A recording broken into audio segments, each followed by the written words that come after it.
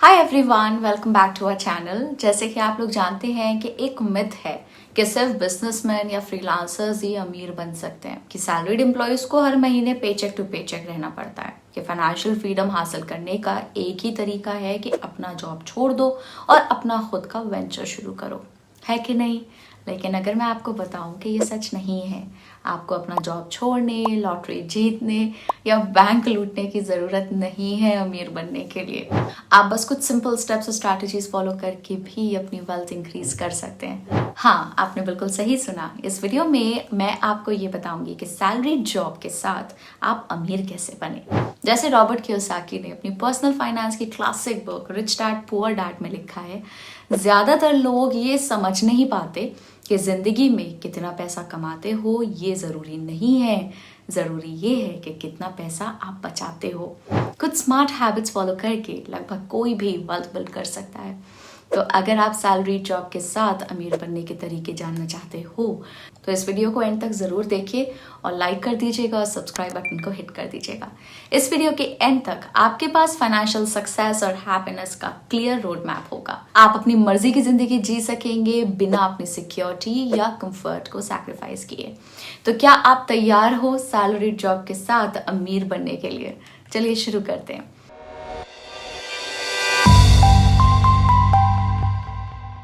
लेकिन डिटेल्स में जाने से पहले मुझे आपसे एक सवाल पूछना है। अमीर होने का क्या मतलब है?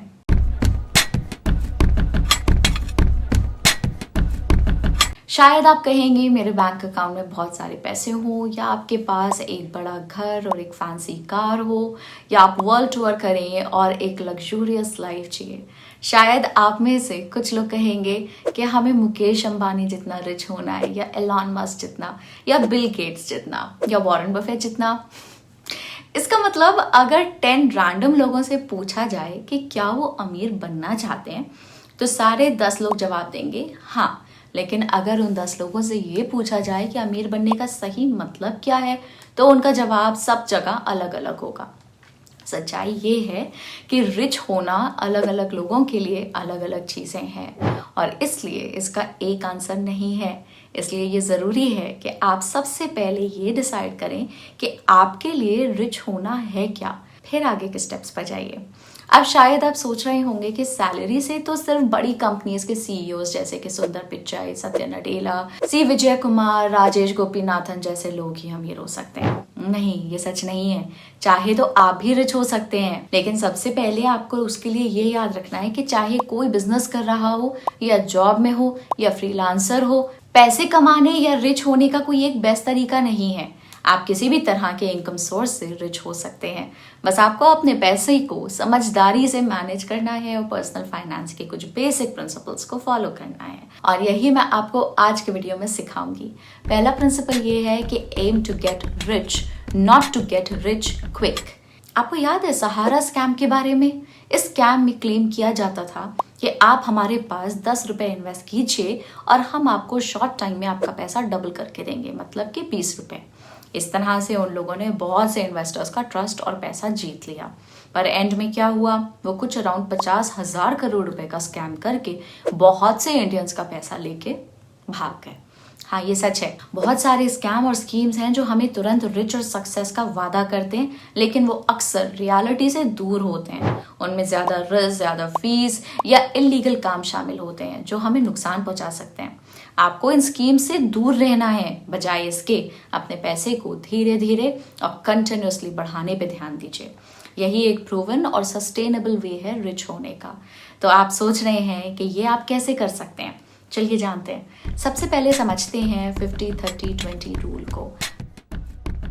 ये एक बहुत ही इजी और इफेक्टिव बजटिंग मेथड है जो आपको अपने पैसे को बेहतर तरीके से मैनेज करने और अपने फाइनेंशियल गोल्स को जल्दी हासिल करने में मदद करेगा। 50-30-20 रूल हमें ये कहता है कि जो आप इनकम अर्न करते हो उसमें से 50% आपके नीड्स पर जाना चाहिए, 30% आपके वांट्स पर और 20% आपको अपनी इनकम में से हर मंथ सेव करना चाहिए। यहाँ पे नीड्स वो एक्सपेंसेस हैं जो आपको फंक्शन और सर्वाइव करने में हेल्प करते हैं, जैसे कि food, rent, utilities, transportation, health care etcetera. और आपके वांट्स वो डिस्क्रेशनरी एक्सपेंसेस हैं जो आप फन और एंजॉयमेंट के लिए खर्च करते हो, जैसे कि entertainment, hobbies, shopping, eating out etcetera. और सेविंग्स और इन्वेस्टमेंट्स वो पैसे हैं जो आप अपने फ्यूचर के गोल्स के लिए अलग रखते हो, जैसे कि retirement, education, home ownership etcetera. चलिए मैं आपको एक एग्जाम्पल लेकर समझाती हूँ। मान लीजिए कि आप 29 ईयर्स के हैं, आपकी मंथली इन हैंड सैलरी है 50,000 रुपीज़। अब इस रूल के हिसाब से आपको 25,000 रुपीज़ नीड्स के ऊपर खर्च करने चाहिए और 15,000 रुपये वॉन्ट्स के ऊपर और 10,000 रुपये सेव कर देना चाहिए, उनको अलग रख देना चाहिए। अब इसका मतलब ये नहीं है कि आप लाइफ टाइम सिर्फ 10,000 रुपये ही सेव करते रहेंगे, ऐसा बिल्कुल नहीं है। ये इसलिए क्योंकि इन्फ्लेशन के साथ आपकी इनकम और एक्सपेंसेस भी इंक्रीज होंगे, इसका मतलब आपकी सेविंग्स भी इंक्रीज होनी चाहिए। तो मान लीजिए इंडिया में एवरेज इन्फ्लेशन 6% का है। हम यहाँ पे अज्यूम कर लेते हैं कि आपकी इनकम और एक्सपेंसेस भी 6% से इंक्रीज होंगे। तो देखते हैं इन्फ्लेशन को अकाउंट में लेने के बाद आपकी सेविंग्स कैसे इंक्रीज होंगी। यहाँ पे आप देख रहे हैं कि किस तरह आपकी सेविंग्स भी इंक्रीज हो रही हैं हर मंथ। तो मान लीजिए कि आपने अपनी इनकम का 20% सेव कर लिया है, और आप इस अमाउंट का करेंगे क्या?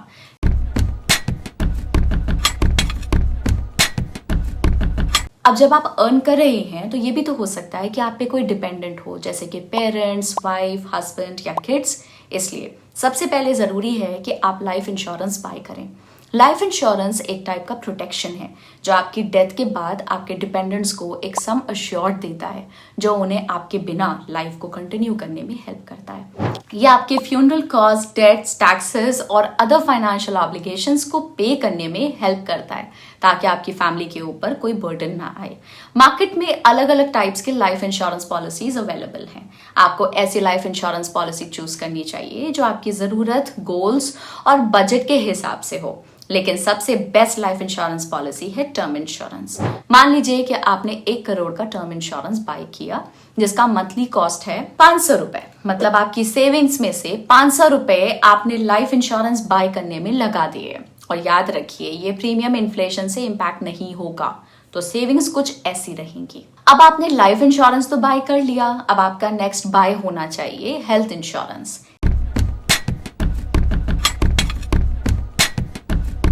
हेल्थ इंश्योरेंस एक तरह का प्रोटेक्शन है जो बीमार या चोट लगने पे आपके ट्रीटमेंट के लिए पे कर सकता है, जिससे आपको अपनी सेविंग्स और इन्वेस्टमेंट में से कुछ विड्रॉ करने की ज़रूरत ना पड़े, या आपके हॉस्पिटल के बिल, डॉक्टर की फ़ी, मेडिसिन, टेस्ट, ऑपरेशन एक्सेट्रा का पेमेंट कर सकता है। हर साल हेल्थ केयर के एक्सपेंसेस बढ़ रहे हैं, और अगर आपके पास प्रॉपर कवरेज नहीं है तो ये आपके सेविंग्स को ख़त्म कर सकते हैं। इसलिए आपको एक हेल्थ इंश्योरेंस प्लान चुनना चाहिए जो आपकी ज़रूरत, गोल और बजट के अनुसार हो। मान लीजिए कि आपने एक हेल्थ इंश्योरेंस पॉलिसी ली है जिसका मंथली प्रीमियम है 400 रुपए। यहाँ पे आपका प्रीमियम कॉस्ट इन्फ्लेशन से इम्पैक्ट होगा, क्योंकि हेल्थ इंश्योरेंस आपको हर साल रिन्यू करना पड़ता है। अब सेविंग्स कुछ ऐसे रहेंगी। अब लाइफ इंश्योरेंस और हेल्थ इंश्योरेंस लेने के बाद क्या आपको सारा पैसा इन्वेस्ट कर देना चाहिए? नहीं। मान लीजिए कि कोई अनवांटेड और अनएक्सपेक्टेड एक्सपेंस आ जाए, तो जैसे कि कार का रिपेयर, घर का repair, medical bill, job loss etcetera, तो आप इस सिचुएशन में क्या करेंगे? अपनी सेविंग्स में से पैसे निकालेंगे? नहीं, आपको ऐसा नहीं करना है। इसलिए ज़रूरी है कि आपके पास एक इमरजेंसी फंड हो। इमरजेंसी फंड एक पूल ऑफ मनी है जो आप अनएक्सपेक्टेड और इम्पॉर्टेंट एक्सपेंसेस के लिए अलग रखते हैं। यह आपको क्रेडिट कार्ड या लोन लेने से बचा सकता है, जो आपको ज़्यादा इंटरेस्ट चार्ज कर सकते हैं। यह आपको फाइनेंशियल टेंशन और अनसर्टनिटी में हेल्प करता है। आपको अपना इमरजेंसी फंड एक अलग और लिक्विड अकाउंट में रखना चाहिए, जैसे सेविंग्स अकाउंट या मनी मार्केट इंस्ट्रूमेंट्स, जैसे कि गवर्नमेंट सिक्योरिटीज, जो कम रिस्क, ज़्यादा एक्सेसिबिलिटी और ठीक ठाक रिटर्न्स देता हो। अब क्वेश्चन है, इमरजेंसी फंड में कितने पैसे होने चाहिए? आपके इमरजेंसी फंड के लिए कितना पैसा चाहिए, यह आपकी इनकम लेवल, लाइफस्टाइल चॉइसेस और रिस्क टॉलरेंस पे डिपेंड करता है। लेकिन एक जनरल रूल ये है कि आपके इमरजेंसी फंड में कम से कम 6 मंथ्स के एक्सपेंसेस के लिए फंड होना चाहिए। आप हर महीने थोड़ा पैसा बचा कर शुरू कर सकते हैं, जब तक आप अपने टारगेट अमाउंट तक पहुंच ना जाएं। और अगर आपका इमरजेंसी फंड पूरा यूटिलाइज हो जाता है तो आपको अपना इमरजेंसी फंड फिर से क्रिएट करना होगा। तो 25,000 रुपए का नीड्स पे खर्चा होता है, उसके हिसाब से आपको 25,000 रुपीज मल्टीप्लाइड बाय 6 यानी कि 1.5 लाख रुपए जितना अमाउंट इमरजेंसी फंड में रखना चाहिए। अगर आप इमरजेंसी फंड के बारे में और जानना चाहते हो तो डिस्क्रिप्शन बॉक्स में दिया गया लिंक, उस पर आप क्लिक करिए। आप मान लीजिए कि ये फंड आपको 1 साल में क्रिएट करना है, इसलिए आप 1 साल तक इन्वेस्ट नहीं करते हैं और आपकी सेविंग्स को इंक्रीज करके आपने 1 साल में ये फंड क्रिएट कर दिया। नेक्स्ट ईयर से आप इन्वेस्ट करना स्टार्ट कर सकते हैं।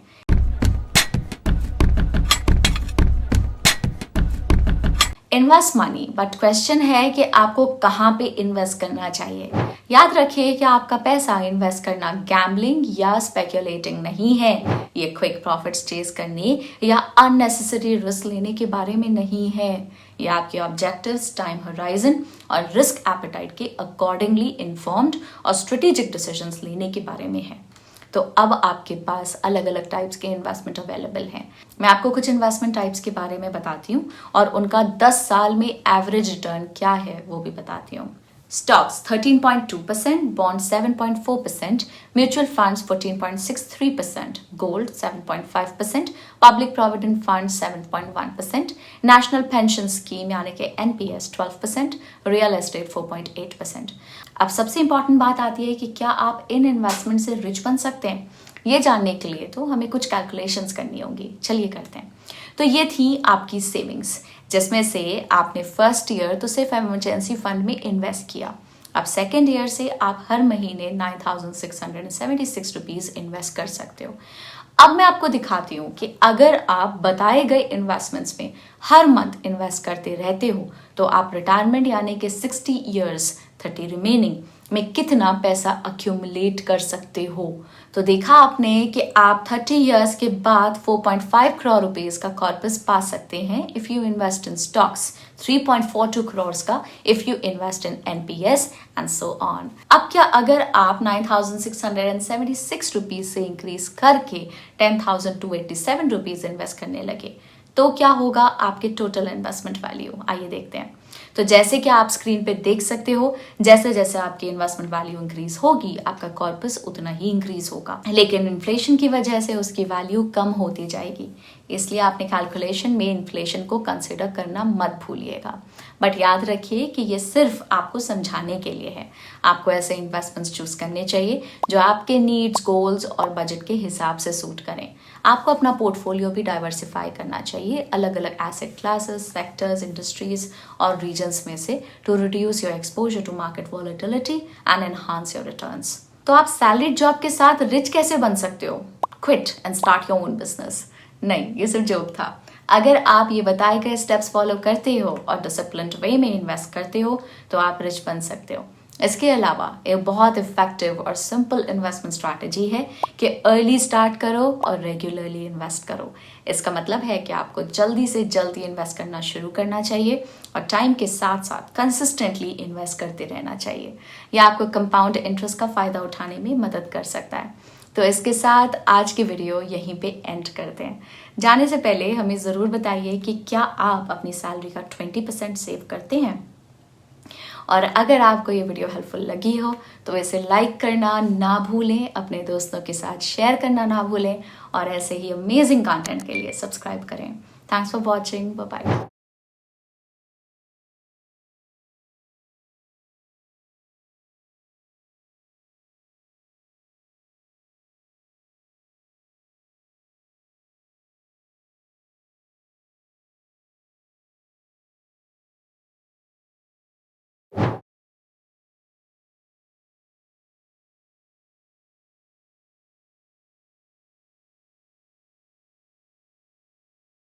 Investment in securities market are subject to market risks. Read all the related documents carefully before investing. Please read the risk disclosure documents carefully before investing in equity shares, derivatives, mutual fund, and or other instruments traded on the stock exchanges.